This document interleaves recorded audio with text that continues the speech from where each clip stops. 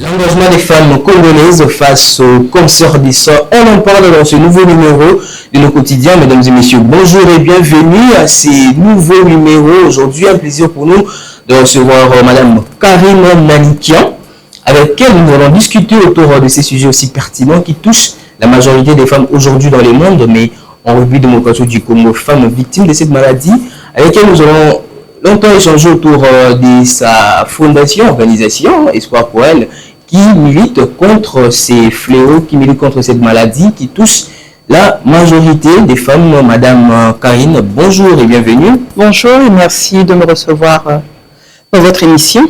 Un plaisir pour nous de vous recevoir aujourd'hui. Je pense que vous allez bien. Je me porte très bien. Alors, je pense que les cadres vous conviennent pour qu'on en discute largement. Effectivement. Comment cela se manifeste chez les femmes actuellement? RDC. Alors, si on doit parler, déjà merci pour cette opportunité que vous nous offrez de pouvoir aborder un sujet qui est aussi complexe, un sujet qui touche les familles. Et si aujourd'hui on peut parler du cancer du sein et comment est-ce qu'il s'est manifesté, il y a des symptômes et des signes qui peuvent déjà vous alerter à vous rendre à l'hôpital pour pouvoir faire des dépistages, savoir si vous avez un cancer du sein ou pas. Donc, par exemple, avoir un écoulement suspect au sein, ça doit tirer une sonnette d'alarme. Avoir une crevasse, une plaie, une masse, une boule dans le sein, un nodule, avoir une crevasse, avoir une fossette, avoir votre sein qui est en peau d'orange. Tous ces signaux-là peuvent vous interpeller à vous rendre à l'hôpital pour pouvoir faire un dépistage et savoir si vous avez un cancer du sein ou pas. Pour ma part, j'avais senti une masse dans mon sein et c'est de là que je me suis rendue à l'hôpital après plusieurs examens, entre autres l'écho mammaire et la mammographie. C'est là qu'on a pu déceler une masse qui était anormale. Et une fois que le médecin avait diagnostiqué cette masse-là, on m'a envoyé auprès d'un radiologue qui a fait ce qu'on appelle une biopsie. Donc, on va poser la question, c'est quoi une biopsie? C'est par échographie guidée, on a fait une échographie et avec une aiguille, on a pu transpercer cette masse et on tirait des échantillons qu'on a ramenés dans un laboratoire pour pouvoir justement faire l'analyse de cet échantillon-là pour pouvoir confirmer si c'était une masse cancéreuse ou pas. Bon, les médecins disent une masse maligne ou bénigne. Donc, au bout de 10 jours, on a fait cet examen qu'on appelle biopsie. On a diagnostiqué effectivement que j'avais un cancer du sein. Est-ce que l'examen, vous l'avez fait ici en RDC? Oui. Vous l'avez fait ici en RDC? Oui, en RDC. Oui, une partie. En RDC, on a le plateau technique pour soigner cette maladie-là. Par exemple, l'écho mammaire, la biopsie, je l'ai faite ici au Kankokolo. Je ne me suis pas rendue dans une grande clinique privée. C'était ici au Kankokolo, à l'hôpital Bobi Ladawa. C'était avec le professeur Gertrude, si elle me suit, que je salue également, une femme exceptionnelle qui mérite vraiment beaucoup d'encouragement de notre part. Et j'ai déposé mon échantillon dans un centre, Les Beaumains, sur Saint-Louis. Et c'est de là qu'on a fait cet examen qu'on appelle ANAPAT. Est-ce que les cancers du sein actuellement, c'est un sujet tabou? Oui, ça reste tabou. Pourquoi alors? Parce qu'on a la stigmatisation, on a la peur d'être rejeté. Nous sommes une population chrétienne. Est-ce que c'est là où vous êtes venu? Comment ça? Quand vous avez constaté que vous avez... Oh mon Dieu, lorsqu'on vous fait ce genre d'annonce, ce n'est pas gai à entendre. Quel que soit quel type de cancer qu'il s'agisse, quand on vous fait une annonce que vous avez un cancer, vous voyez directement la mort. Parce que justement, malheureusement, beaucoup de femmes ont perdu la vie à cause du cancer du sein. Aujourd'hui, le cancer du sein fait partie des maladies à un très fort taux de mortalité en RDC. Alors, comment est-ce que les femmes en RDC, selon votre engagement, puisque vous êtes une activiste, comment est-ce que les femmes en RDC s'activent pour tout justement repousser cette maladie-là? C'est votre constat? Bon, repousser la maladie, je ne le dirais pas de cette manière-là.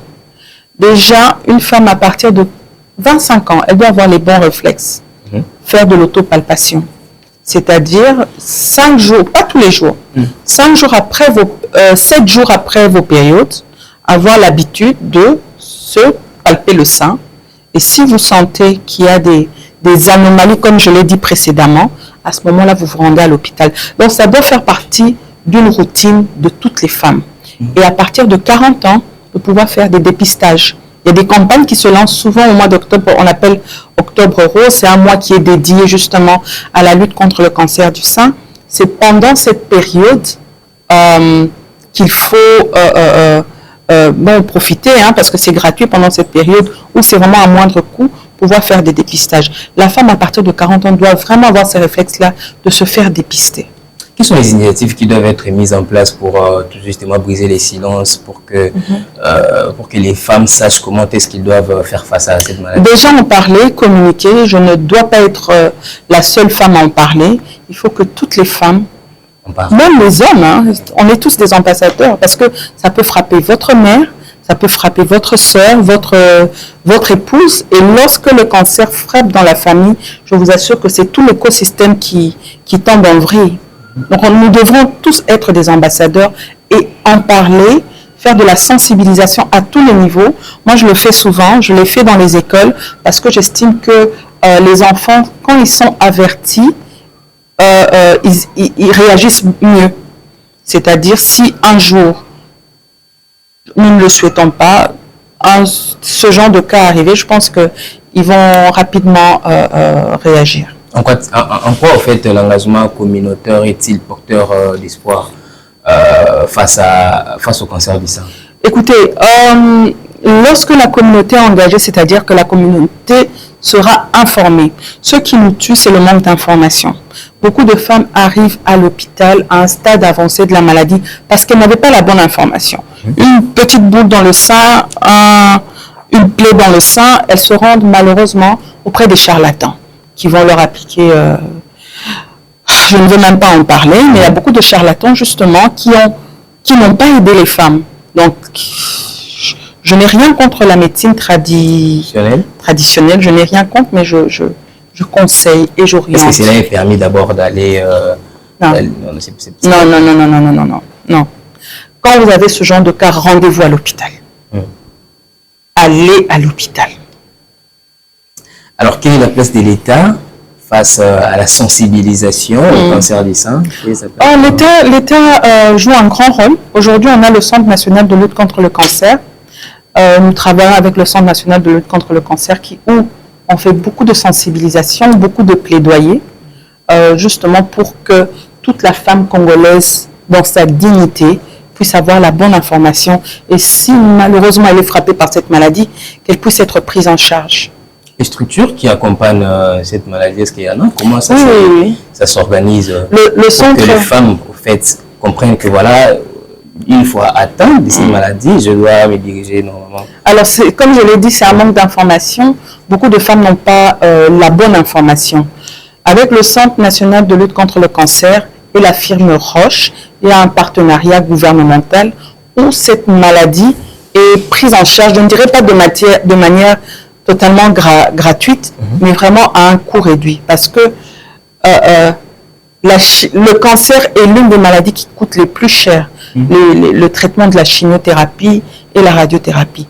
Aujourd'hui, comme je l'ai dit précédemment, en RDC, on a les plateaux techniques pour soigner cette maladie. Je vais en citer. L'hôpital Marie-Mutombo, ils font la chimiothérapie, donc c'est-à-dire toutes les mamans qui habitent Ndjili, Massina, Badara, Maluku, elles ont la possibilité de se faire soigner à l'hôpital Marie-Mutombo qui est à Massina, je crois. On a la clinique Naliema qui fait aussi la chimiothérapie pour les personnes qui habitent la commune de Kinshasa, Kasavubu, Lingwala. Donc pour elles, c'est beaucoup plus facile de se rendre là-bas. On a également le centre hospitalier Nganda où moi-même j'ai suivi la dernière partie de mon traitement parce que la première partie, je l'avais suivie à l'étranger. Donc la dernière partie de mon traitement, je l'ai suivi ici à Kinshasa. Donc c'est pour les femmes qui habitent ma campagne, Kitambo, Cité Verte, Météo. Toutes ces femmes peuvent se rendre là-bas. Et on a également l'hôpital de la police qui est ici à Oulouri, où les femmes reçoivent justement la chimiothérapie. Même au camp Kokolo, il y a des services de chimiothérapie. Vous êtes actuellement une icône face au cancer du sein, à la lutte du cancer du sein. Mais dites-nous un peu, quel est le retour au fait de toutes les manifestations, des activités que vous organisez? Est-ce que les femmes s'y prennent complètement ou ils sont encore trop réticents? Voilà. Parce que, après, quels sont les témoignages? Est-ce qu'il y a des cas aussi qui sont vraiment sensibilisés, qui suivent des traitements? Oui. Aujourd'hui, de plus en plus, nous avons de retours. Donc, c'est un travail collectif. Nous ne sommes pas seuls. L'ASB L'Espoir pour elle, c'est toute une équipe où nous faisons de la sensibilisation.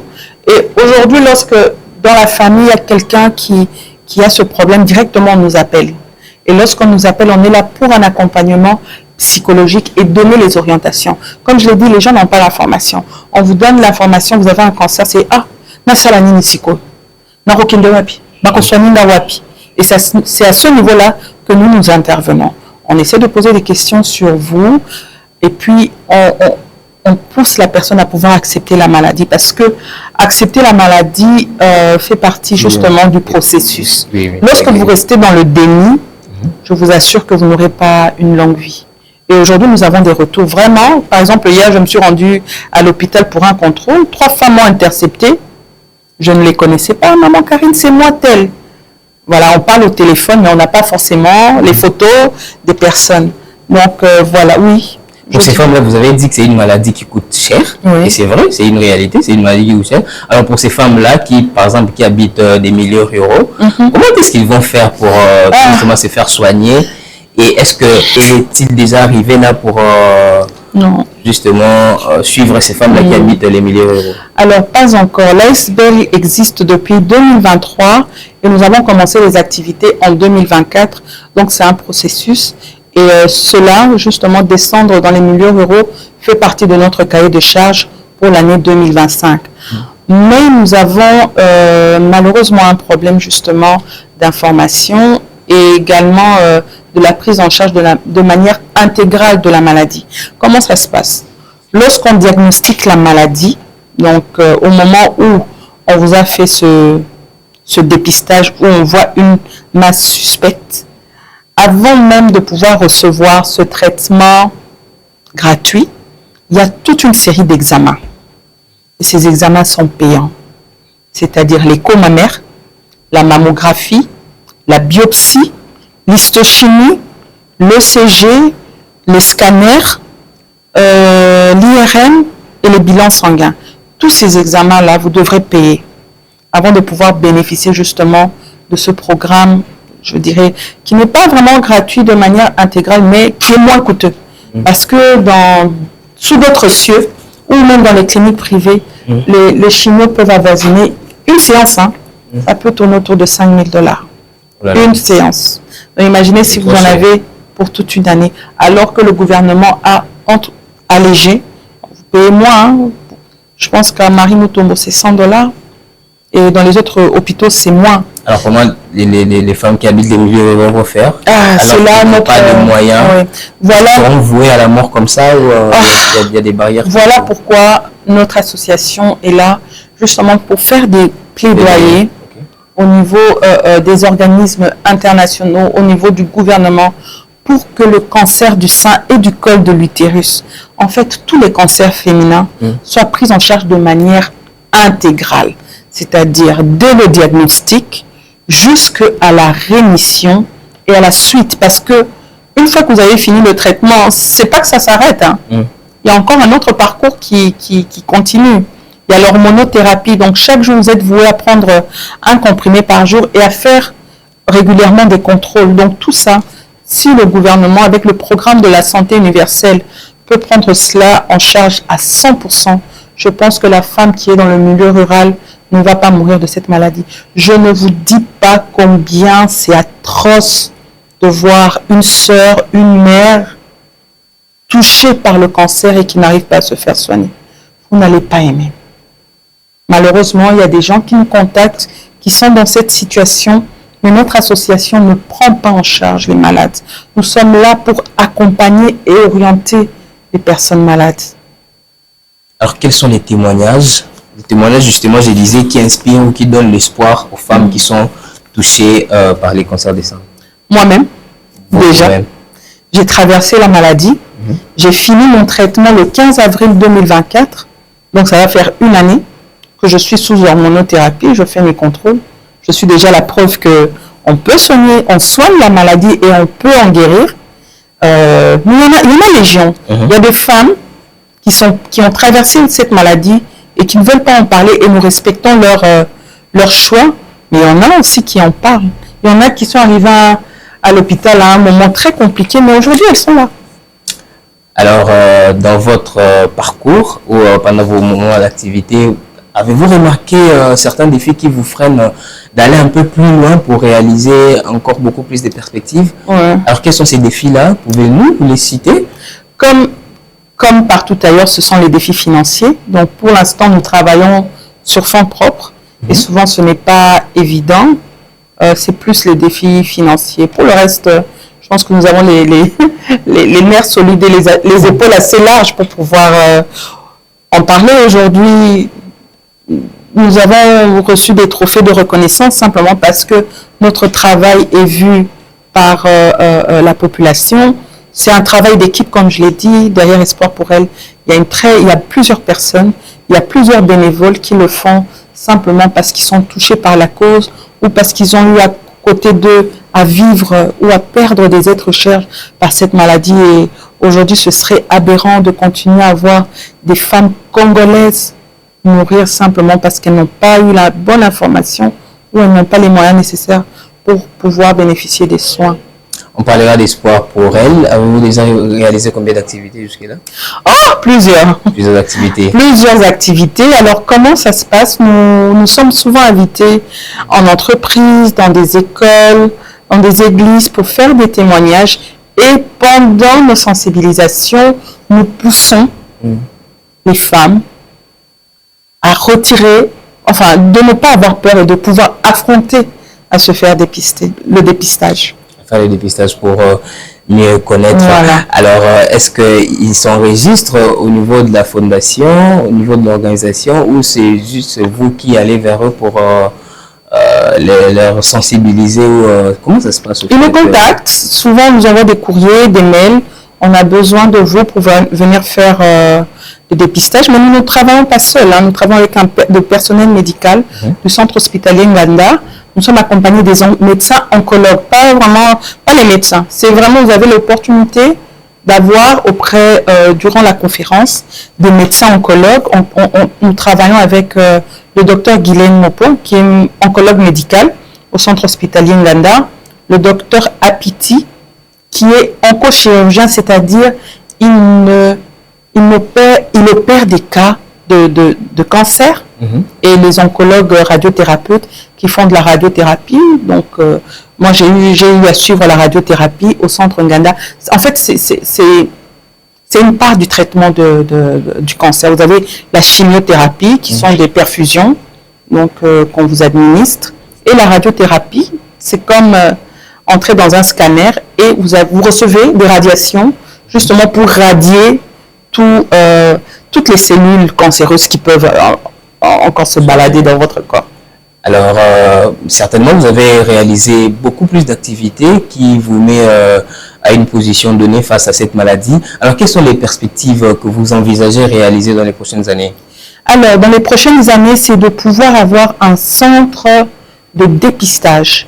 Et c'est énorme. Oui, un centre de dépistage où la femme lambda, la femme qui n'a pas les moyens peut venir se faire dépister, donc avoir la mammographie, l'écho mammaire. Donc, ce serait comme une clinique de la femme. Ce sera nos projets. Et aussi s'étendre au niveau de la province, du pays. Donc, on n'a pas que la RDC, on a les autres provinces aussi qui ont besoin d'être boostées parce qu'il y a de plus en plus de cas, malheureusement, qui même se juvénilisent. Donc, vous avez des femmes, des jeunes femmes de 23 ans qui développent des cancers du sein. Très bien. On parle du renforcement maintenant de l'engagement féminin face au cancer du sein, puisque c'est ça le sujet du jour. Alors, qu'il faut-il faire concrètement pour renforcer au fait l'engagement féminin face à la maladie? Communiquer. Communiquer suffisamment parce que le cancer, c'est une mauvaise loterie, hein, n'importe qui. Ça peut frapper n'importe qui, malheureusement. Donc, nous sommes tous et toutes concernés. Il y a des hommes aussi qui sont frappés par cette maladie.